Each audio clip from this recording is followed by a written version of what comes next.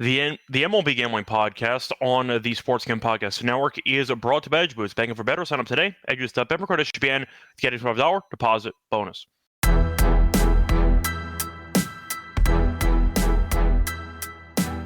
And welcome, everybody, to the MLB Gambling Podcast here on the Sports Gambling Podcast Network. It is currently Sunday afternoon, about 5 p.m. Eastern Time on June 1st. We're in June. Time does fly. But either way, point is, should be a fun overall card to preview for June 2nd. Not nearly as many games tomorrow as there are today, but I believe we have 7 games on the card. We'll write down each of them in a second. Before that, though, I have to introduce my co-host, Dylan. How's it going with you? How's your weekend been? My weekend's been really good. I've seen the board really well. Coming off 2-0 on Saturday. I'm 3-0 to start today. So been pretty profitable for me. Can you guess 13 years ago what happened for the first time in New York Met history? 13 years ago today. I have to imagine it was the Johan. In high school. I was going to guess the Johan no-hitter. That was my guess. Yeah. Even though that's it was exactly BS. It. It was BS, but it still counts, I guess. But, you know. Why was it BS? There was a single down the line. Chalk flew up. They didn't call it. They didn't call it. It was clearly he was never single. the same, though. No. I mean, to be fair, you kind of killed his arm from that because he threw 120 pitches for that. But 135 pitches. I watched the last 2 innings today before the Met game. I was like, no wonder he was never the same. Well, that was the thing about, it was Lincecum who had that no-hitter against San Diego, and he threw like 148 pitches, and then he was just never, I think his career ended after that, basically. So wow, that used to be a thing. I had a feeling I knew where you were going with that, because I do remember that being the first ever one. R.A. Dickey had a weird one with an infield single with an error, which I know didn't count.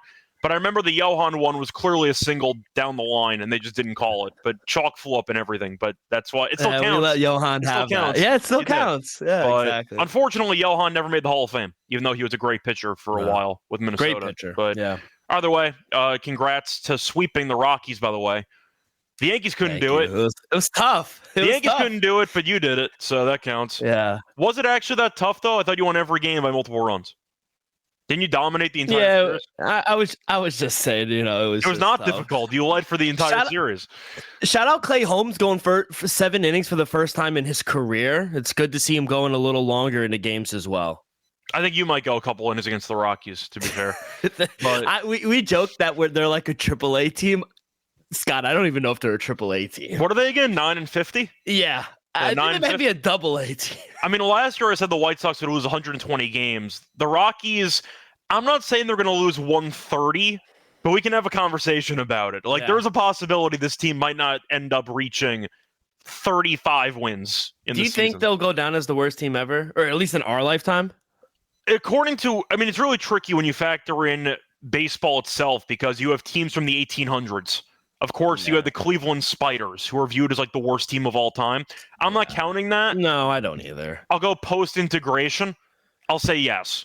Yeah. It's going to be tough to match them. Usually a bad team gets to like 40 wins. The Rockies might have a hard time reaching like 30. That's how bad this team is. They are the worst team I've seen in a long time. And I called it pretty early on. How was your weekend, though? Because I know yesterday wasn't a good one for the Yankees. I mean, I haven't really paid much attention to the Dodgers series. It's actually kind of funny because the first game was the Judge and Ohtani home run fest, and the Yankees blew a massive lead, but it was on Apple TV. So I didn't even watch the damn thing. I'm like, what the hell am I supposed to watch? So I didn't even watch the game, and they were down like 8-5. They lost. Then yesterday, it's like, oh, yeah, that's right. The Yankees are playing. How's it going? Down 8-1. Like the second inning. I'm like, oh, so I just don't have to watch this either. I watched the Mets game anyway. Nice. I didn't watch the Mets game. I watched the Knicks game, anyway. It didn't matter that much. Yeah, but the point is, the Yankees, they can't beat the Dodgers. I mean, you might experience the same thing. You're going from the Rockies to the Dodgers next week, which is kind of interesting. But it's not been a good weekend for the Yankees. They've gotten their asses kicked, but they won, I think it was 8 series in a row. And the AL East is terrible. So I feel fine. I'm kind of just coasting. Yeah. The team, I don't think, is good enough to win the title, but the division sucks.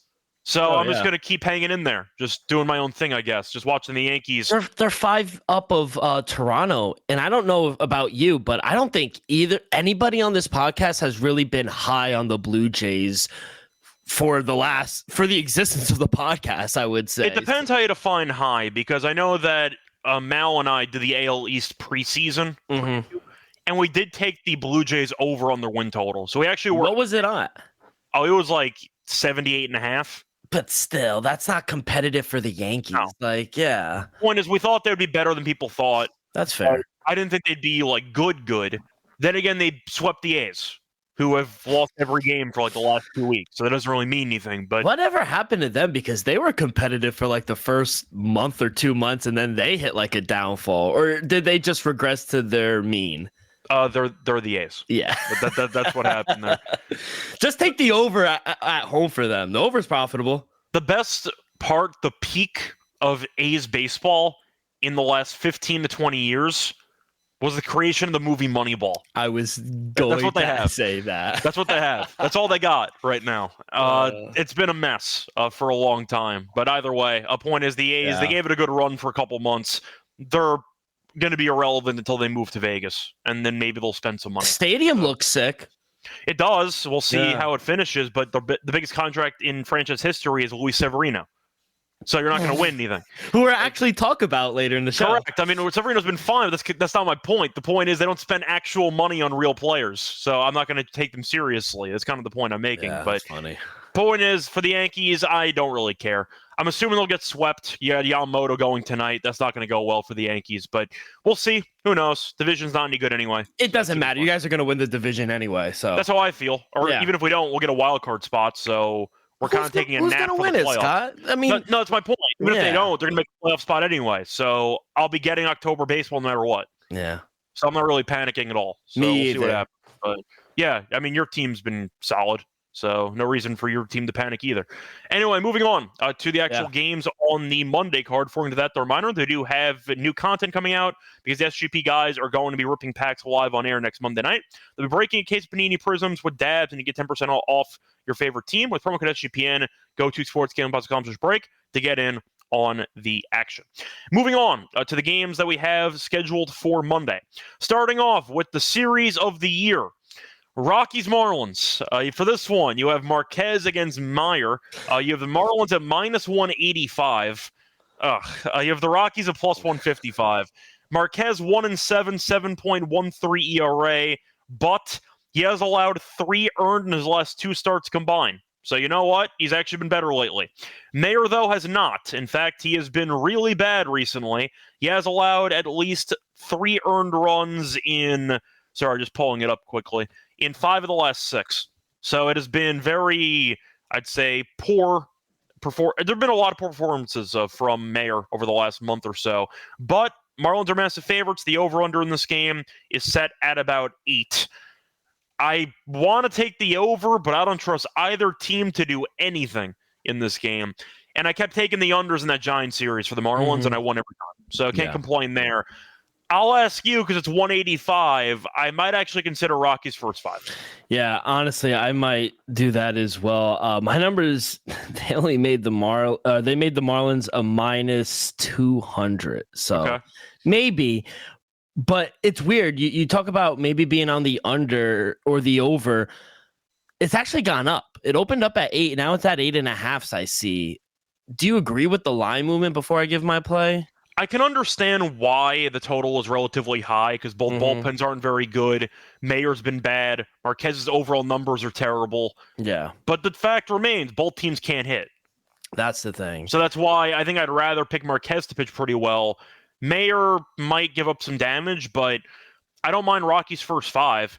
If you want to play it safe and maybe go with a plus half a run and just hope to see zeros the entire time, you might get that too.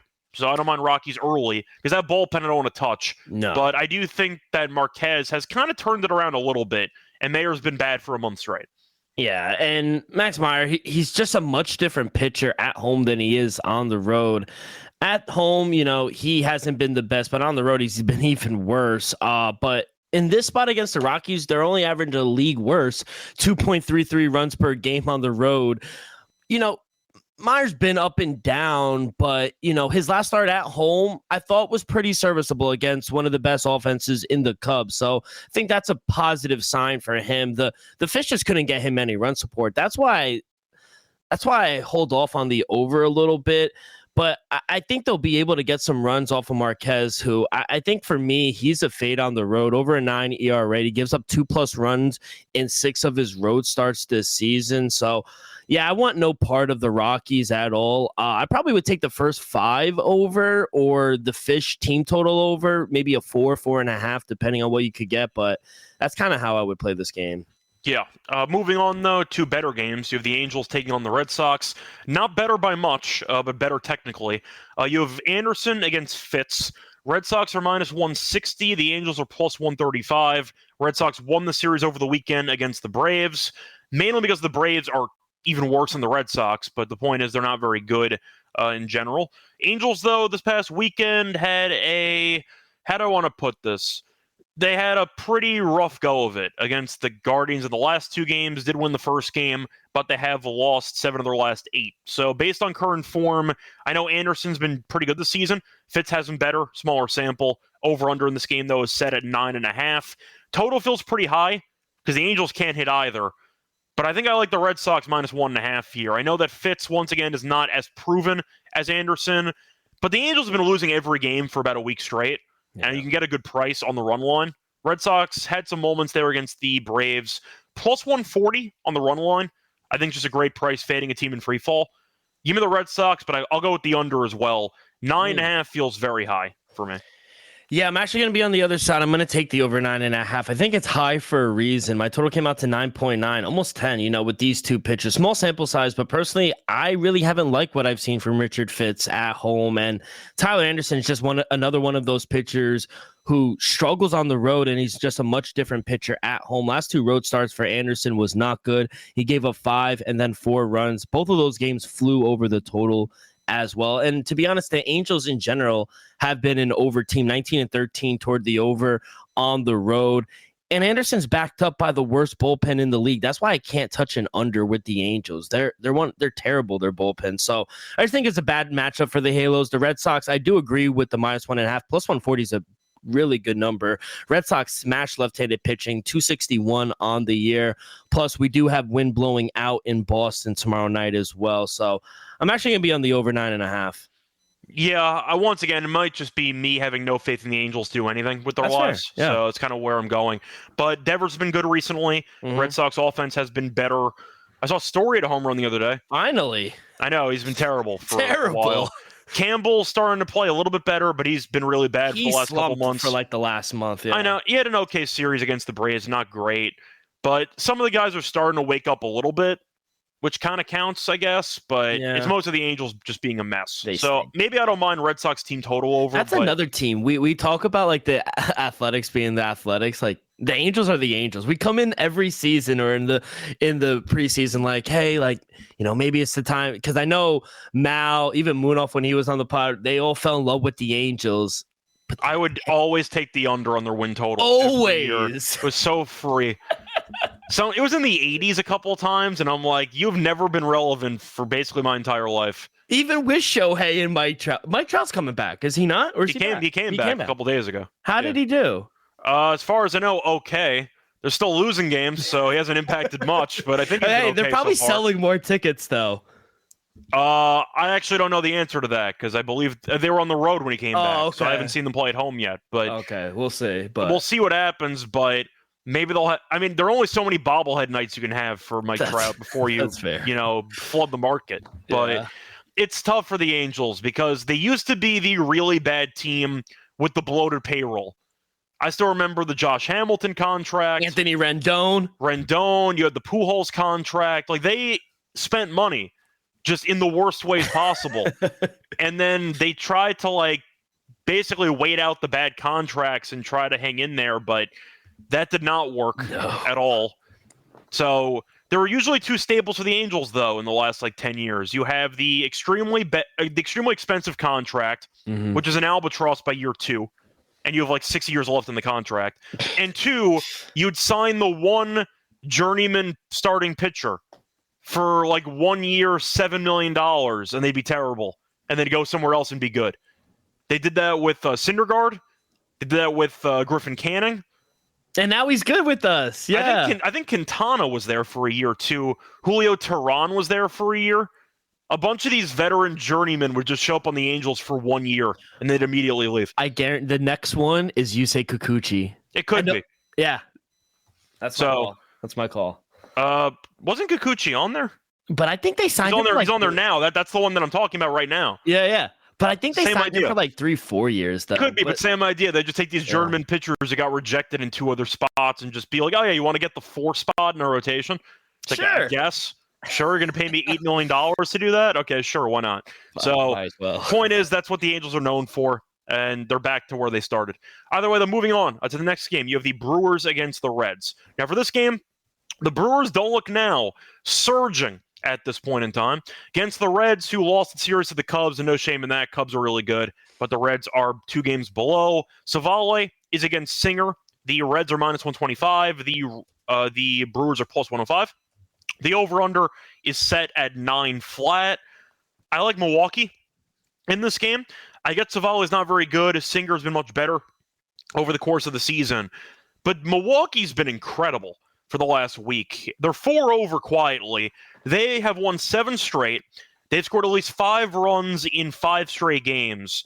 They are rolling. Give me the Brewers in current heater form at plus 105.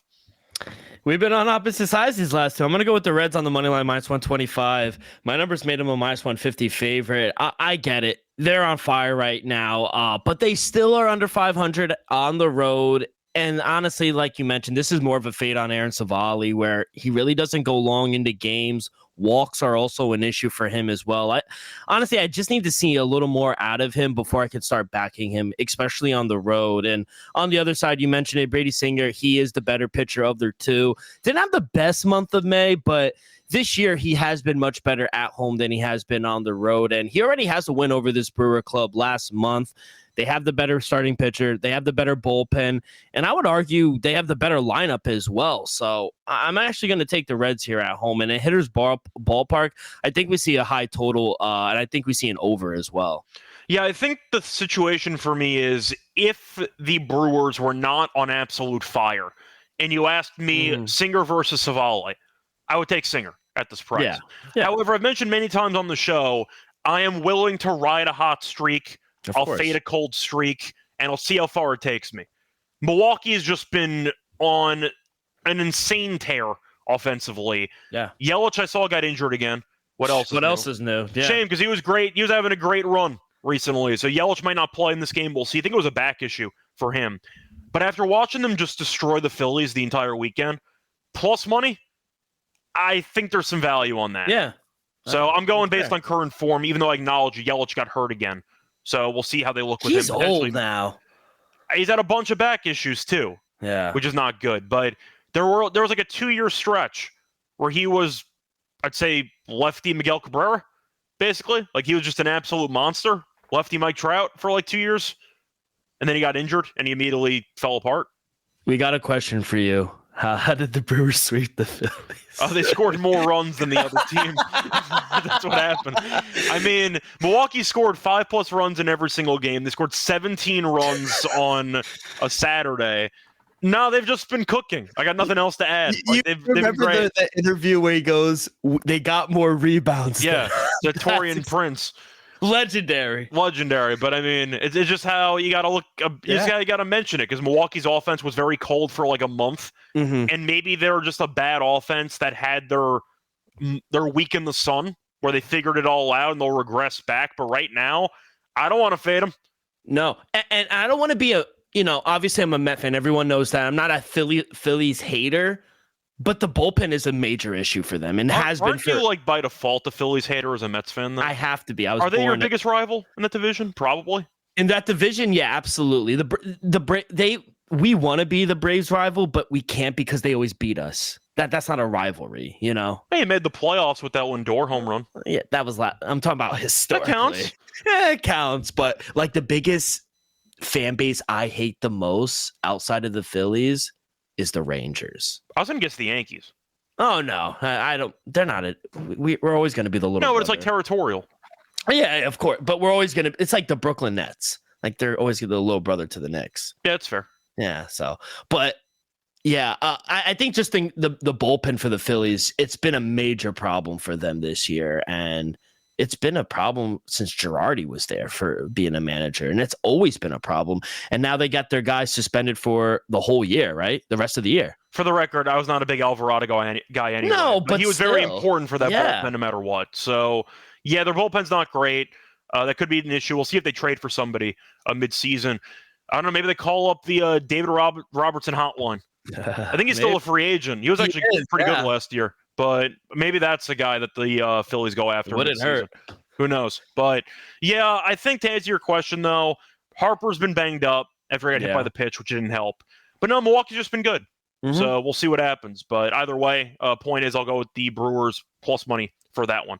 Before we get into the other games on the card for Monday, a reminder, they're brought to by Edgewood because they're first ever bank up for bettors, ensuring that all your transactions gambling related are approved. No usage fees and home balance, cash records as well. 100% approval for the deposit sign up today. Edgewood pepper code SGPN. Deposit $25. Edgewood deposit. Edgewood pepper code SGPN. We're also brought to Bank Fantasy because they're going along for the NBA playoffs with their extender bonus. Unfortunately, the Knicks could not force a game 7, but you had 6 games. Yeah. That's a 6 games worth of bonus. It's pretty good for underdog. And the longer the series goes, the bigger the bonus gets. But when you sign up for your new account, use the promo code MLB SGPN. They get a special pick and a first time deposit offer up to 1K bonus cash on fantasy promo code MLB SGPN. Welcome back, everyone, to the MLB Gambling Podcast. Finished going through the first couple games on the Monday card. Time to keep it rolling. Just finished talking about the Brewers and the Reds. Time to move on to the Tigers against the White Sox. Now, for this one, Tigers, we saw over the weekend, have a bunch of rock fights against the Royals. Yeah. They had what, back-to-back 1-0 games? Back-to-back 1-0 games. The under was free money in that series. Yes, I may or may not have taken the under in every game, but that definitely worked out for me. Point is, though, for this one, you have Flaherty against Cannon. The Tigers are minus 200. The White Sox are plus 165. Over-under in this game is set at 8.5. First glance, 8.5, way too high. Both offenses have not been good.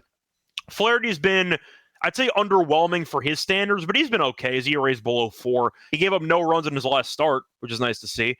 But I think for this one, Cannon, I don't like at all. I think he's not any good. However, his numbers this season are okay. Been bad lately, though. But the Tigers haven't been hitting. So I like the Tigers minus 1.5, but I don't mind the under. 8.5 is a very high total for two teams right now that are generating a lot of nothing. So give me the under 8.5. Yeah, this one actually was a tougher game for me to handicap because I felt like the odds were spot on. I'm going to take the first 5 under. My total came out to 8.2 for the full game, so still like the under 8.5. Jonathan Cannon, he has one of the weirdest home and road splits. On the road, just fade this man. But at home, he's been surprisingly serviceable. 1.117 ERA, no home runs given up, only 2 runs given up in 15 innings. And White Sox have been in all those games, especially early on in the first 5. Tigers, they're not the best team hitting right-handed pitching. They're only averaging 3.4 runs in their last 5 games. And like you mentioned, Flaherty, he's been okay, serviceable. He had a nice bounce-back start in his last start versus the Giants. So I think we'll see a low-scoring game, especially in the first 5. And we'll also have winds blowing in tomorrow in Chicago. So first 5 under is going to be how I play. What's that field called? It's not is it guaranteed rate field now? I'm trying to remember the exact name because they always change. There's a progressive rate there, and I'm trying to remember what's the name of each, but I think it's guaranteed rate. I will always call it Comerica. It's always Comerica Park, just like in football, it's Heinz Field. It will always be Heinz Field. Do you want to guess what it's called? Sorry, Comerica I meant is Detroit. That's not what I meant. Guaranteed rate, was that? Yeah, that was my guess. Guaranteed rate. Okay, so guaranteed rate was what it used to be called. Oh, they changed it again. So my bad. So Comerica was Detroit. That's my bad. Guaranteed rate was the White Sox. Now it's just called Rate Field. Just rate. Inflation is brutal. Now they took out the guarantee. It's just rate field. There's no guaranteed rate. It's just a rate. So that's tough. Either way. So once again, that kind of sums up on current economy issues. There's no guarantee on the rate anymore. It's just rate field. But wait, we have a guy in Chicago. He says it's guaranteed rate. I will always call it guaranteed rate field. Same. But apparently it's just rate field now. So just rate. So times are that bad? That's my guess. I don't know. In this economy, you can't guarantee anything. I don't know. Tariffs. That's my guess. Tariffs. I don't know. But all I know is that it always seemed like a pretty nice ballpark to visit. It is. Except the team always stunk. Which could be good if you're visiting because that means the tickets are $4. So cheap. Yeah. Scalpers are giving away tickets. That's what was so good about going to school in Maryland and going to see the Orioles when they stunk, because tickets were like $5-6 and I just walked down. It was great. Yeah. But I see Nathan calling it Inflation Field. It might be the name we'll call it from now on. He also said stop playing with us. Yeah. I mean, I still thought it was guaranteed rate. Me too. But apparently they took the guarantee out, so you can't guarantee anything with them. No, you can't. Oh, you can't guarantee bad play. Yeah. But that's kind of all they can offer at this point in time. So there you go. Point is, though, for this one, yeah, we talked about it. Tigers -1.5 for me, and I'll go with the under in that one. Moving on to the next game. A matchup between the Padres and the Giants. You have Kolek pitching against Webb. For the pricing, I see nothing for the over-under or for the sides. But Webb's at home, so under. Whatever the number is. You got anything else you want to add here? The Giants can't hit at all. You're looking at Kolek, who was great to start his pro career. Since then, he's been, I'd say, struggling quite a bit. However, he does a good job of not giving up home runs. So give me the no home run in this game at a pretty interesting prop. I like that. Yeah, it is. I do think it is those two pitchers. If so, my numbers made the Giants a -175 favorite. My total 7.2. So if they dare us an 8, you got to bet the under. I think it will open around a 7.5, though. Still like the under. Logan Webb has always been a pitcher that has been known to back at home. On the road, it depends on the spot, but at home, he's been amazing. 3-1 for them, 1.39 ERA, just 5 runs given up in 32 innings. And, his worst outing came in his last home start versus the Royals, but he gives the Giants good length. He doesn't give up the long ball. Walks are fine. And he's backed up by the best bullpen in the league as well. So, and I guess my thoughts on Stephen Kolek, they're kind of up and down. He's fine, but he's not been good lately. So no, and he'll have one really good game where like, oh wow, this guy's pretty good, and then he'll give up 6 runs to the Fish. Yep. And it's just like, what are we doing here? So I don't understand. 3 starts, 14 earned. Yeah, so 2 good bullpens. Winds are blowing in tomorrow around 11 miles an hour in the Bay Area. So ball loves to travel there at nighttime, though, I will say. But I got to take the under with these 2 pitchers, I think. This game just screams like 2-0. Yeah. It really does. So it goes hand in hand with every other game the Giants have played for the last week and a half. Moving on, though, to the next game. Looking at the matchup between the Twins and the Athletics. While the Athletics have been losing almost every game for the last 2 weeks, the Twins have been fine. They're 31-26. For the matchup, though, you have Ryan against Severino. For the money line, Twins -160 or -162. For the A's, you have +136. The over-under is at 9.5. Now, Severino this season at home has been, how do I put this, really, really bad. His ERA on the road is .87. ERA at home, 6.2. Ouch. That's what happens when you play in a very hitters-friendly ballpark there in Sacramento. But the point is, Ryan's been solid this season. Severino's been good recently. He has allowed he's allowed 3 earned in his last 3 starts combined. But the A's have lost 4 straight starts. 3 of the 4 were by multiple runs. I'm going to go with Minnesota. I know that this team offensively was not great against the Mariners over the weekend, but the A's have been useless, and Severino sucks at home. So give me Ryan here in the spot. Yeah, honestly, I don't want. I'm not going to bet this game at all. Yeah, I'm not going to bet it, and I don't want parts of either side. My numbers only made the Twins a -140 favorite, but my total did come out to 9.9. At +102, sure, I'll take a slight little pizza bet on the 9.5 over. You mentioned it. Luis Severino's complete fade at home. 6.20 ERA, giving up 2+ runs in 6 of his 7 home starts, and all 6 of those games, all double digit. They've all gone over this total.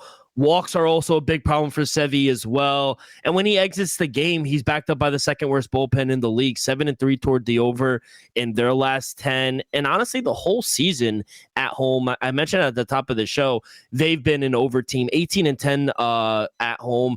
In 4 of the last 5 games, they went over again today with the Blue Jays. So 5 of their last 6. So I think we see another high-scoring game. But if I were to have to pick a side, it'd probably be Twins. I'm not going to trust him laying it that much.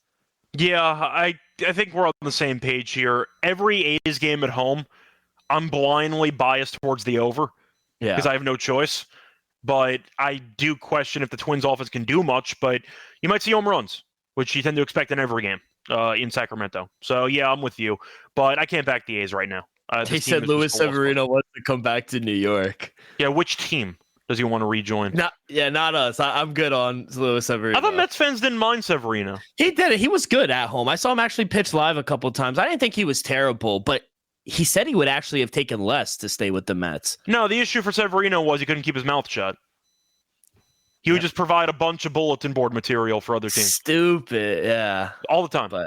But I'm good on. He also chirped the Yankees, which I didn't really care about because as a Yankees fan, I couldn't wait for him to leave. He was terrible towards the end, but he was always a guy that seemed to have a certain fire about him, even when he sucked, and there was no off switch. He had to keep the confidence going by constantly chirping, and everyone's like, "But you have an ERA of 7. Why are you opening your mouth so much?" That's kind of how that went with the Yankees. It's always those guys. And he always got hurt too. He had some injury issues too, but he's been fine with the A's. He will be solid trade bait potentially in the future, but decent contract. So we'll see what happens. But I can definitely see a team trading for him if they need a starter. So there you go. Moving on to the next game. You have the Mets against the Dodgers. I saw some comments earlier about Soto. I'll get into that in a second. You have the Mets, though, using Blackburn first start of the season against Dustin May. May has not been very good lately. And you're looking at Blackburn, who has not pitched, and now faces off against Ohtani and Freeman. So that sounds like a lot of fun for his season debut. No lines available for this game. Dodgers will obviously be favored, especially if they sweep the Yankees. But the Mets swept the Rockies. Traveling on the road, they have not been good. They are 13-15 on the road. They are just insane at Citi Field. Dodgers, though, 21-8 at home. Well, Dustin May has been pretty bad. He's terrible. At least recently, has given up at least 3 earned in 2 of the last 3. He doesn't go much distance. I'm not a fan. He has struck out at least 8 guys, though, in 3 straight. So he does give up some home runs, but the strikeouts have been pretty good. Blackburn, though, is the absolute wild card here, and he might get destroyed by a Dodgers team that's woken up offensively. I like the over in this game. Just give me runs. Yeah, what do you think he'll open up at? I'm interested. 8.5 or 9. Yeah, I would agree. My total came out to 9.9. So I gotta check the win though. There's a chance it's at 9.5 if the wind's blowing. Winds are blowing out. I'll go 9. I'll go juice 9 or 9.5. Yeah, I was thinking 9. I'll toss the 8.5 out. It would have been 8.5 if the wind was blowing in, but I think that it's going to be 9, 9.5. Yeah, Paul Blackburn making his first start since last August. He was okay in his few warm-up starts in AAA. He did struggle on the road last year, though. At home, I thought he was great. But making his first start. I forgot you had him on your team, to be honest. Yeah. It's been a while. I forgot. No, it has been a while. But getting a Dodger team, that's a tough ask. There are no lines, too, so we can't tell you what the value is. We don't know what the value is actually going to be. So Dodgers are great at home. You mentioned the numbers. They're hitting 293. They're probably the best lineup. They're averaging 6.62 runs per game at home. They're probably the best offense in the league, in my opinion. I don't know how long Blackburn will go. You got to imagine he's going to be on some type of pitch count, but I think the key for the Mets, they got to try to limit the offense at the top of the lineup, because if they can keep those guys off the bases and the Mets could get to the bullpen, I think they could be live.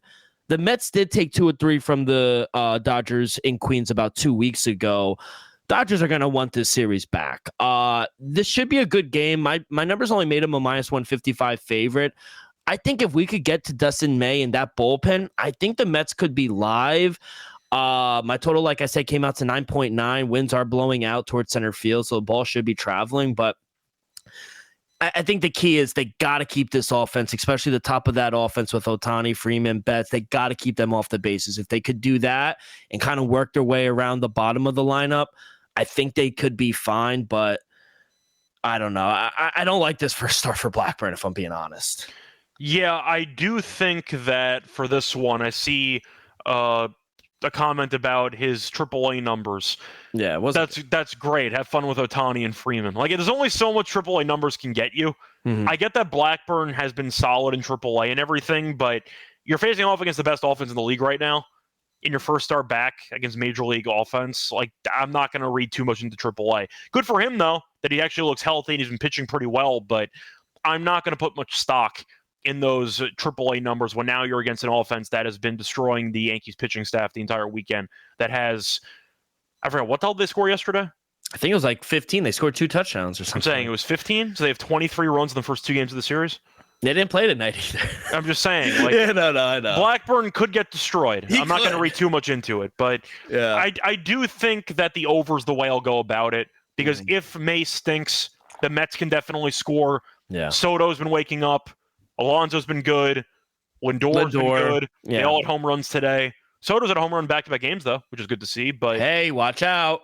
I gave him out to hit home on Twitter today at 4-1. So Yep, I let's feel good go. about it. So, Did you actually make that bet? yes, I did. Good job. Let's go. So I put like half a unit on it. So It doesn't matter. I made it like $200, but Yeah. can't complain. But yeah, Soto, I like the matchup. So I thought it was a good spot for him. And yes, the Rockies are the Rockies, but you know what? Doesn't Sometimes matter. like a good shooter, you got to see the ball go through the hoop. So we'll see what happens. But the fact is, May can potentially give up some long balls. Blackburn could struggle. Dodgers bullpen could struggle. Yeah. A couple ways to get there. I like the over in that Absolutely. game, whatever the line is going to be.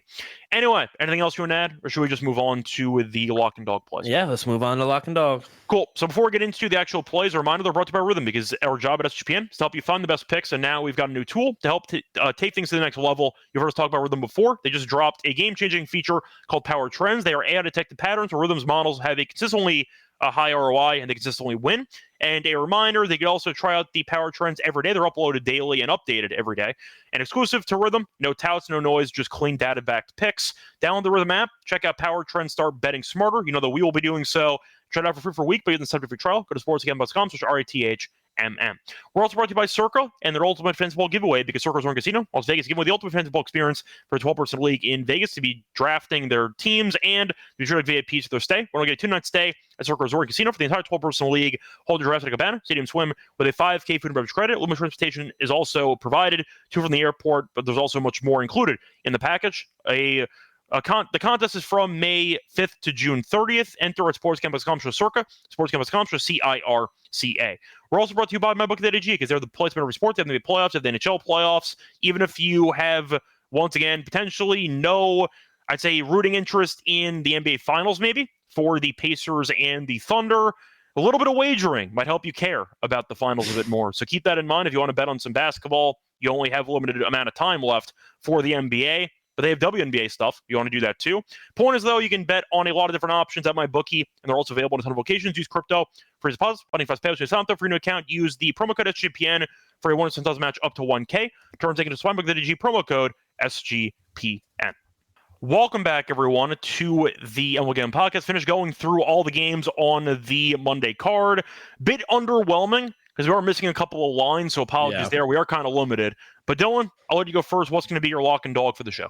Well, as you know, I do like to go the dog first. I like your play. I'm calling card. Exactly. Let's take the Red Sox -1.5 at +140. Is that correct? Is that what you said?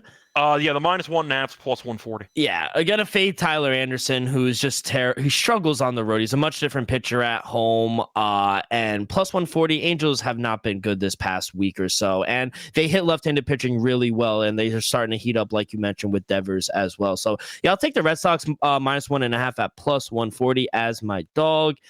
As my lock, I wanted to go A's, but I'm going to take the first 5 under in the Tigers and the White Sox. Jonathan Gannon actually has been really serviceable here at home. And Jack Flaherty, under a 4 ERA.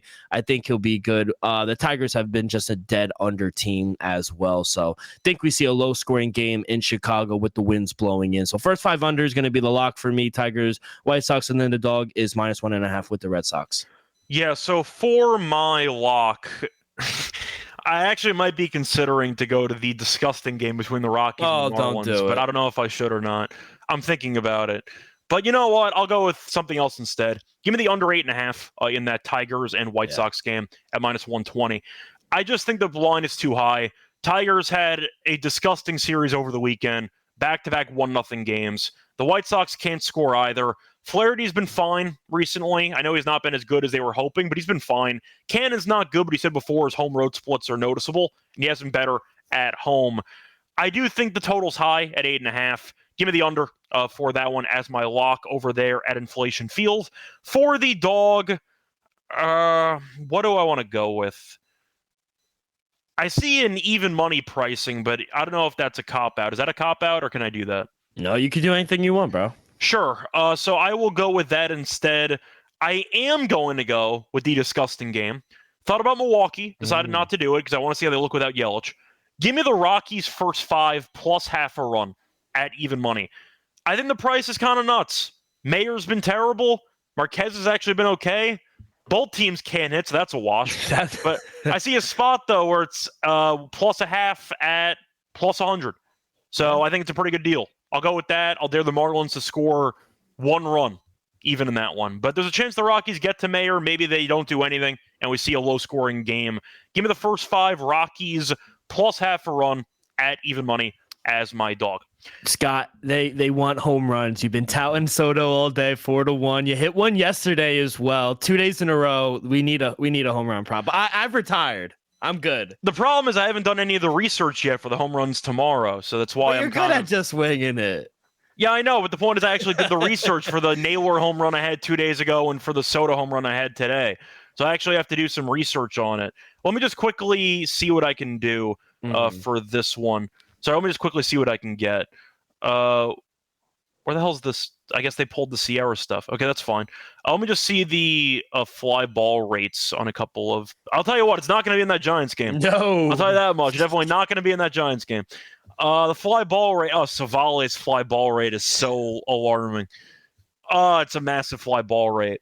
Sorry, let me just... if you want me to actually craft it right now, I have to do a little bit of digging at the moment, so hopefully you don't mind. Wind's not going to be that big of a factor for that Brewers game. Do I want to fade Savale, who was actually very good, I think, last start? But the Red Sox also are just not very consistent. I might be tempted by it. How are lefties doing against him? 217? I was going to make a case for Ellie, but he's been decent against lefties. Let me just see what I can do really quickly. Reds. Spencer Steer has decent numbers, but he has been really, really bad this season. I might have to wait and reevaluate potentially because I'll have to look through some stuff, but maybe I'll go to that A's game. Maybe. So let me just see what I can come up with quickly. Sorry, just give me a sec. No, you're good. Stop Geo Engineering says it feels like he's going to be unders the rest of the way this season. Whatever they're making the balls out this year, they sure aren't juice like a few years back. Do you agree? I actually been profitable on some unders. There have been a lot of unders that I've been cashing on recently. So I don't know if it's a cold front or what the story is, but they wasted all the juice balls on the Dodgers-Yankees series. So the problem is they didn't have any for the rest of the league.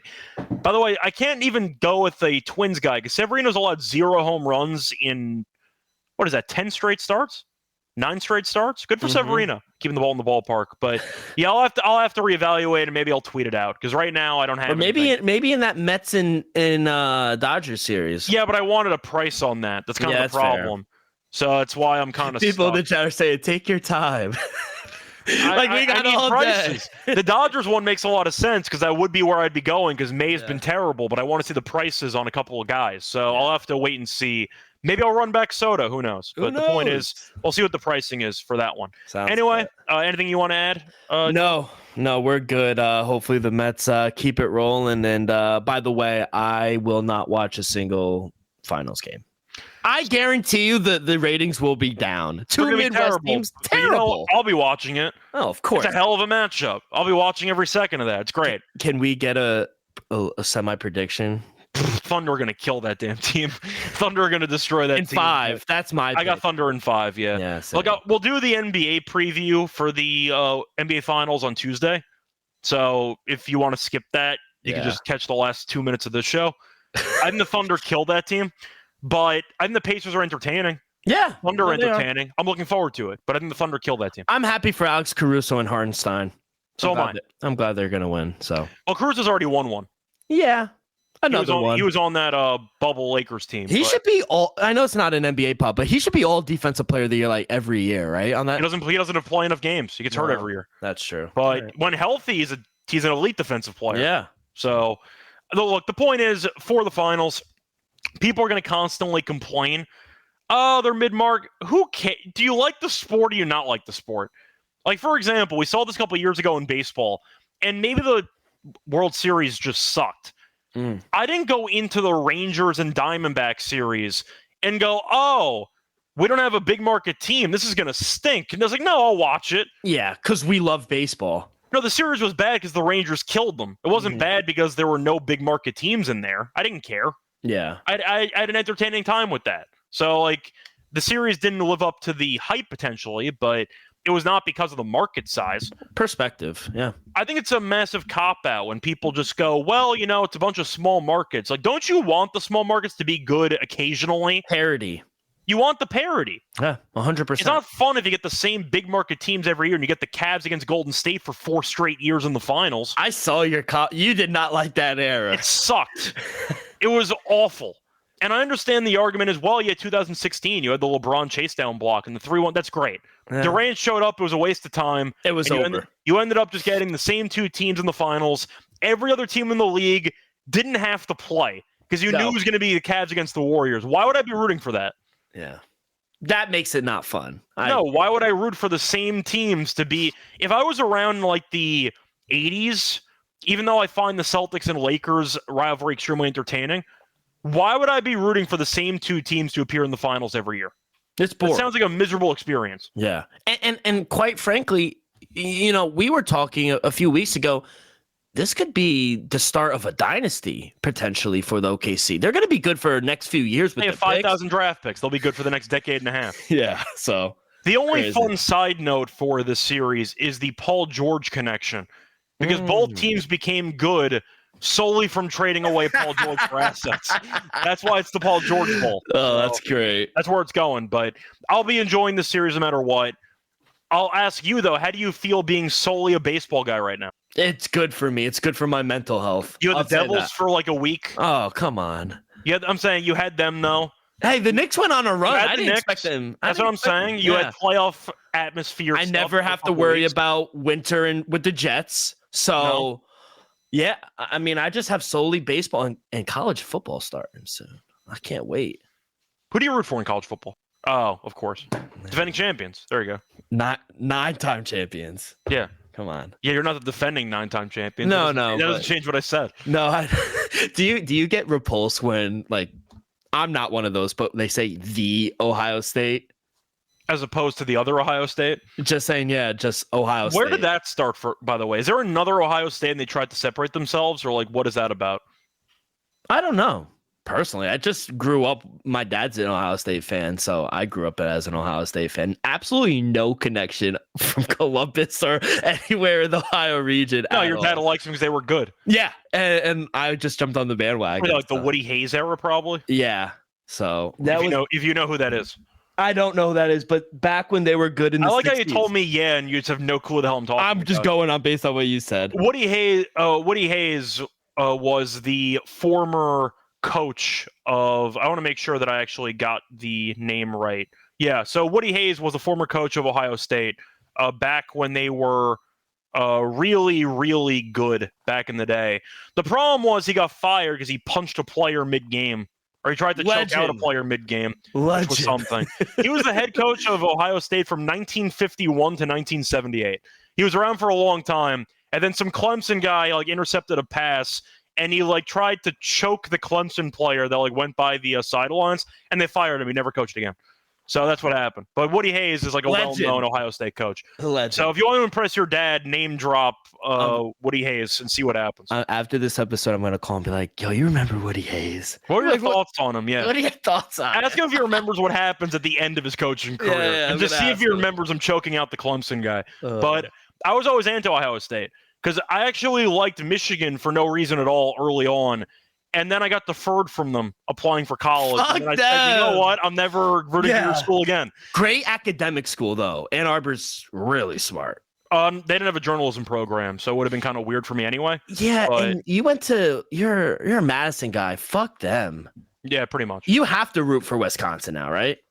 I mean, you don't have to, but that implies I'm watching the Luke Fickell era of Wisconsin football, which has not been fun at all during that time. But It's the issue I run into, though, for Wisconsin, is that I'm supposed to root for the team that, of course, I went to the college. I'm supposed to support them. I don't like their coach. I mean, Fickle, I don't mind. He's had success. I didn't mind at Cincinnati. It has not worked out in Wisconsin. No. I don't like Guard at all for Wisconsin and for basketball, but they're boring to watch. This past year in basketball, they were not that bad, but he's a terrible late-game coach. But Wisconsin is constantly a run the ball, drain clock. We're going to remind everyone of Minnesota and Iowa, and we're going to play football like it's 1955. I don't enjoy watching that at all. Ohio State's entertaining because they have a bunch of insane wide receivers that can go for 200 yards in any game. Yeah. They're fun. I find Wisconsin a team I root for, but they're very, very boring to watch. Better outside of J.J. Watt, like obviously him coming out, even Pro Bowl Joe. Pro Bowl T.J. Watt. T.J. Watt. Both of them. Better running back, Melvin Gordon or Jersey legend Jonathan Taylor? Jonathan Taylor. Yeah, he's a legend. It's about college or in the pros? College.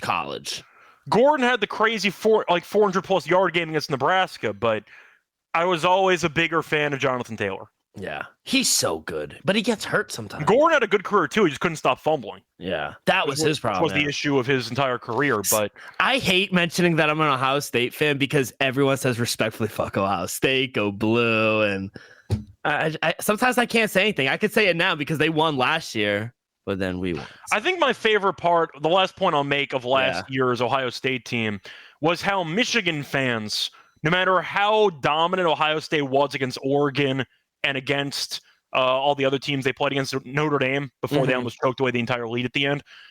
The entire argument Michigan had was, well, we won the head-to-head game. I'm like, well, that's great. I hope they enjoy their national championship. Like, well, I don't give a damn. No. Some fans do. I mean, Michigan had something to, like, call for, but of course, yeah. Some Ohio State fans were like, well, we didn't beat Michigan. I'm like, you just won a national championship. What the hell are you talking about? Is that the biggest regular season game? The game?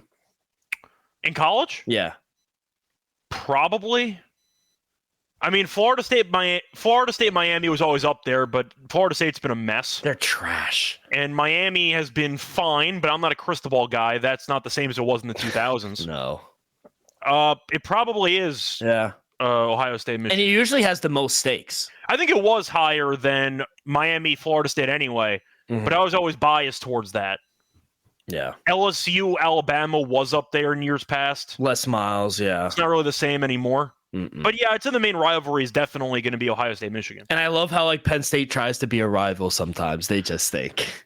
They pretend to, even though their coach will never let them win an important game in their lives. So had to throw a jab in at Penn State, but either way. I'm done with that. All right, we're good. Yeah. Point is, though, college football is coming up in a couple of months. Are you a big college football magazine prep guy? Yes, I love it. What's your magazine of choice? Phil Steele. Okay. Yeah. I did that last year. It's either Phil Steele or the Lindy's. Lindy's are pretty good. I just think sometimes you get lost in all the information that Phil Steele that's what I'm saying. It's a little bit much. Yeah, it is. Where if you want to get like the Reader's Digest, you go with the Lindy's. But if you really are an analytical guy, Phil Steele is the magazine for you. It's a little much, honestly, though. I don't like to brag because I went out on a limb there. I did pick Ohio State preseason to win the championship. So my guy. Let's go. There we go. Thank you, Scott. No big deal. No big deal. I picked one of the favorites to win it because now you have every big team getting in because you can get 2 losses and get into the playoff anyway, so it doesn't matter. So there you go. Either way, though, point is going to wrap it up for the show. We're back once again 2 times tomorrow. Prop show Monday morning and the regular show tomorrow night. Or tomorrow afternoon, I should say. Till next time, I'm on Twitter. Reichel Radio. I'm on Twitter at DRock with 2Ks24. Till next time, good luck to all of you and all of your bets. Bye, everyone.